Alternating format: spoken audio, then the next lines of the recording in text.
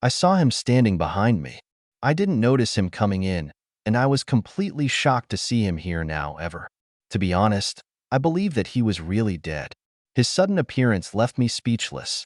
It was really bad now, because I had just gone up to the podium to deliver a eulogy in honor of my husband, who was lying in a coffin in front of me.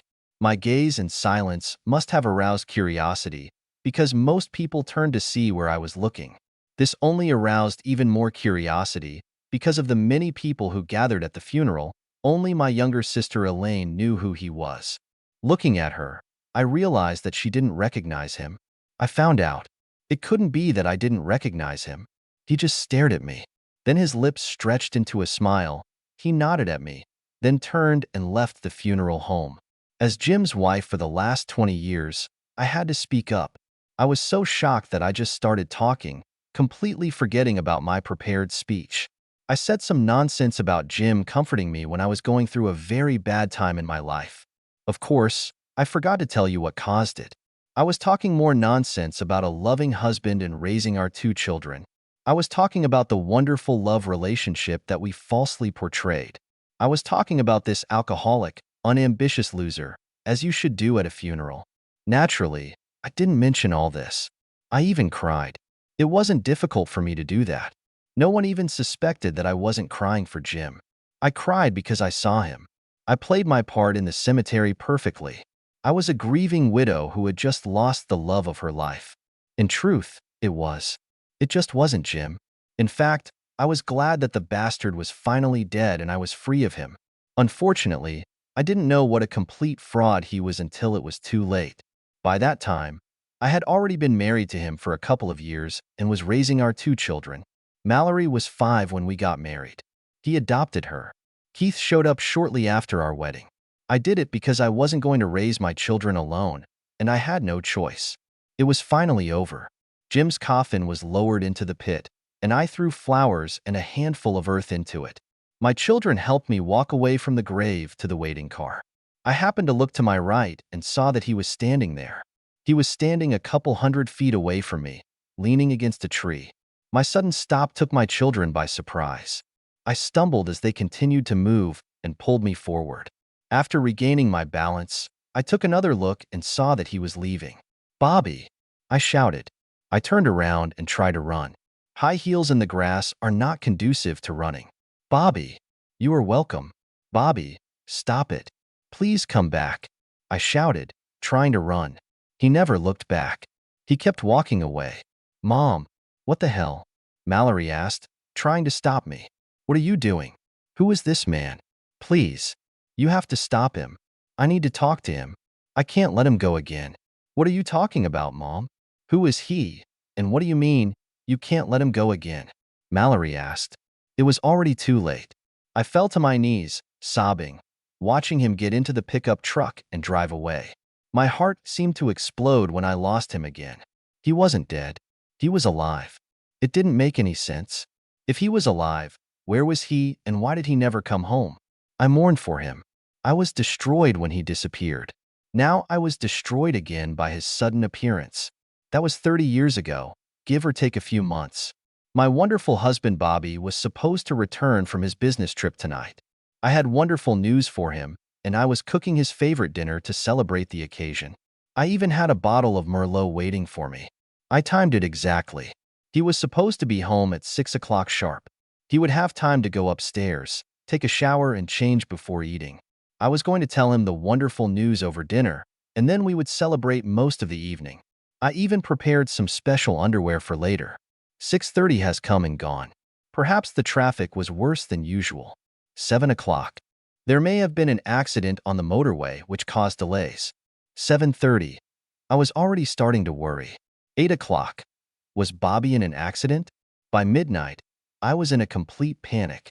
At 1 o'clock in the morning, I started dialing his pager number.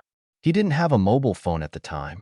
Maybe if he had been in the hospital, someone would have noticed the pager ringing and would have called me back.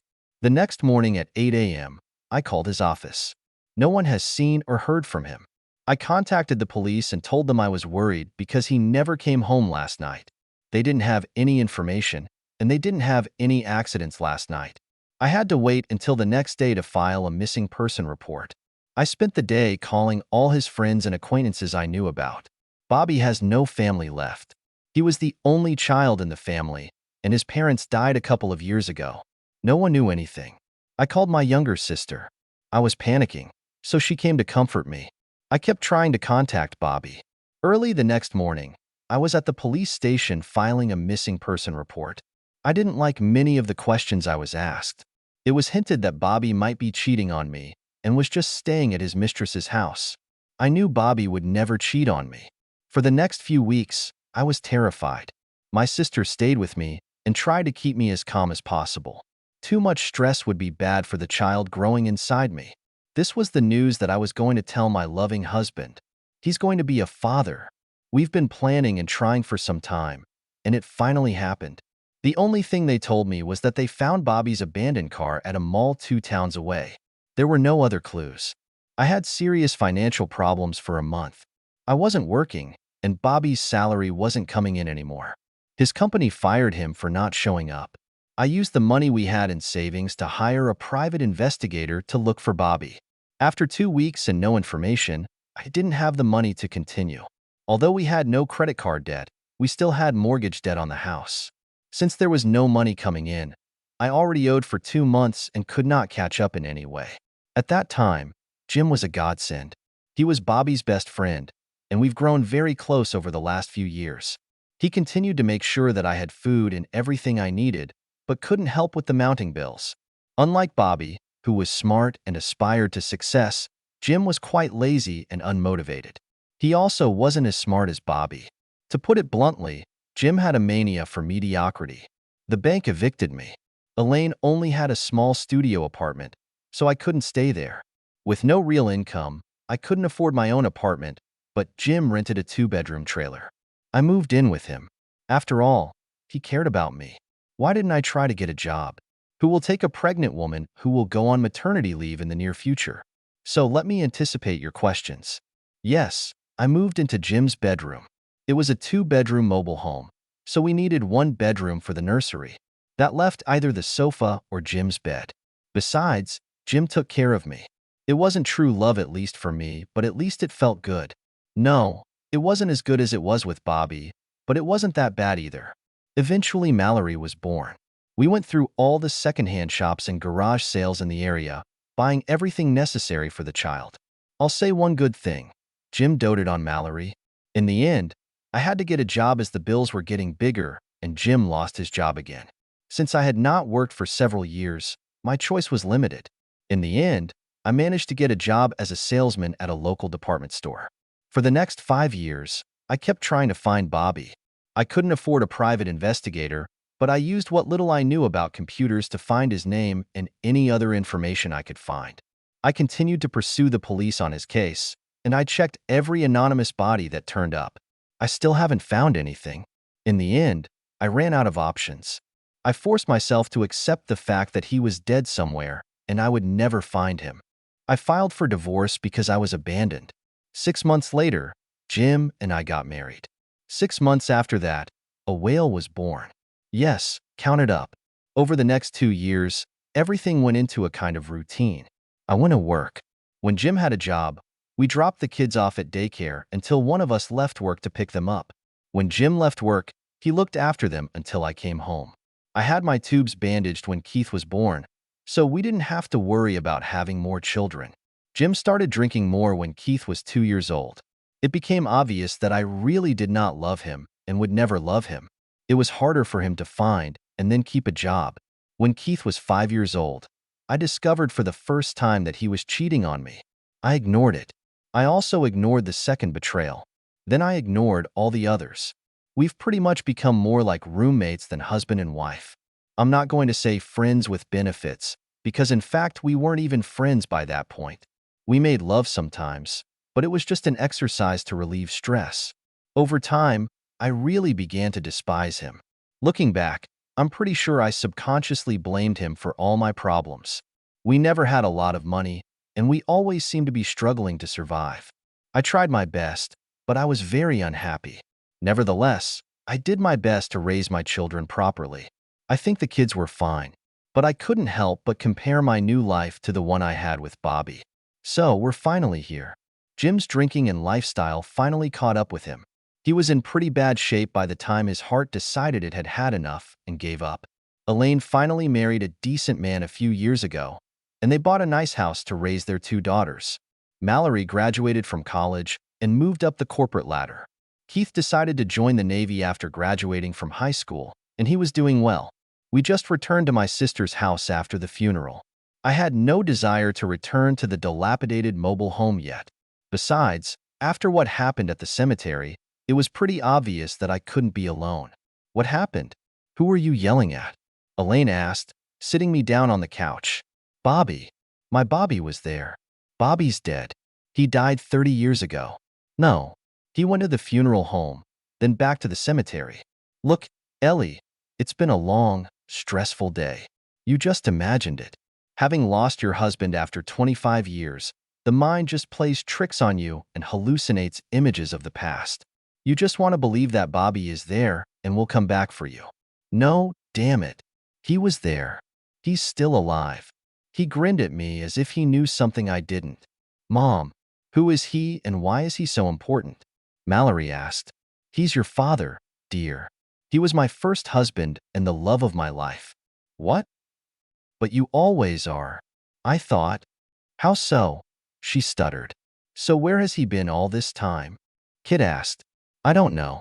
It's just that one day he never came home. We all thought he was dead. It took a week before I could bring myself to return to the mobile home. I knew Bobby was out there somewhere. Everyone else thought I was just imagining things. No one could explain who the man in the back of the funeral home was, but they didn't believe it was Bobby. I knew something else. Life has returned to normal as it can be. Some friends sometimes pressured me to stop after work and have a couple of drinks. I was quite attractive for my age, and I was molested from time to time, but I always refused them. Since then, I have decided to be celibate. I knew Bobby was there, and he would be my one and only. I didn't have anyone else. It was a year later. I came home from work one evening. I opened the door and went in. I almost fell over when I suddenly stopped. Bobby was sitting there on the couch. Bobby? I muttered. Hi, Ellie. You.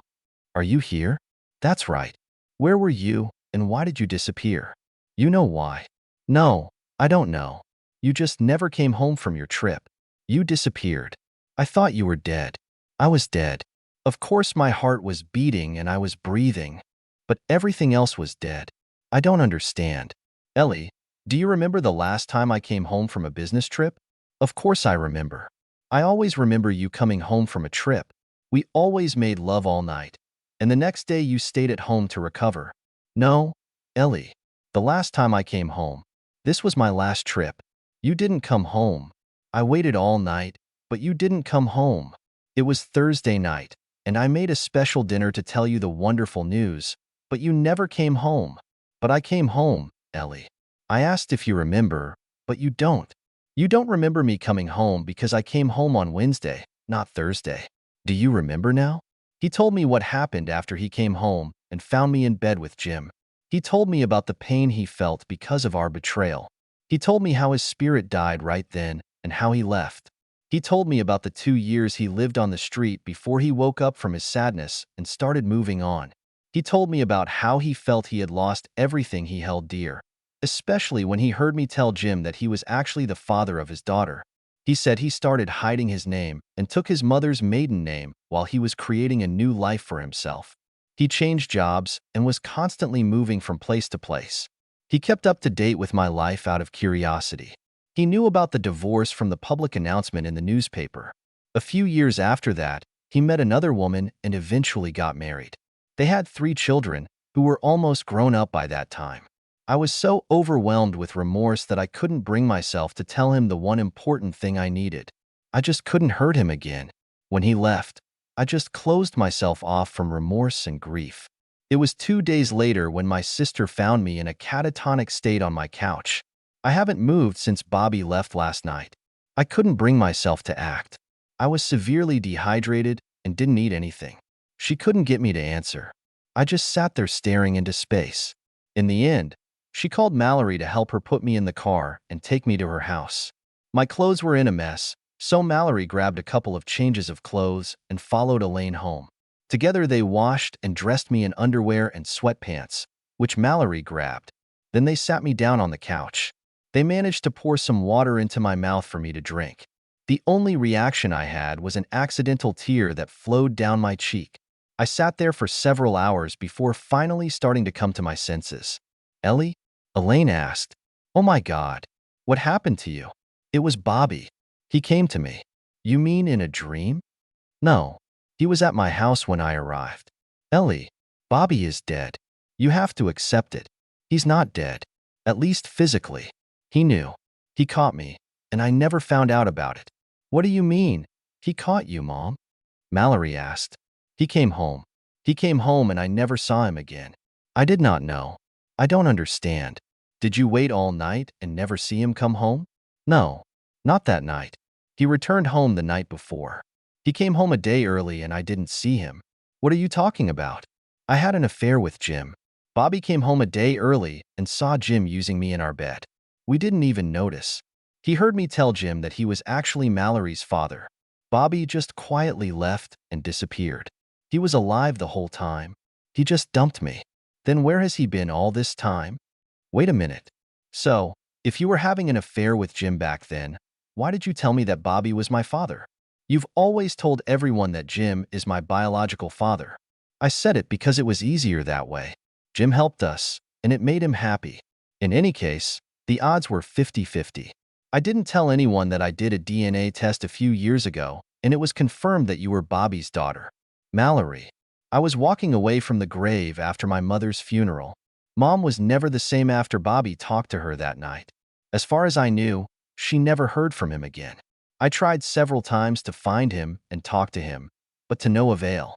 Mom never went on dates. She had offers, but she rejected them all. She stopped living and just existed. Even being with her grandchildren hardly took her out of her sadness.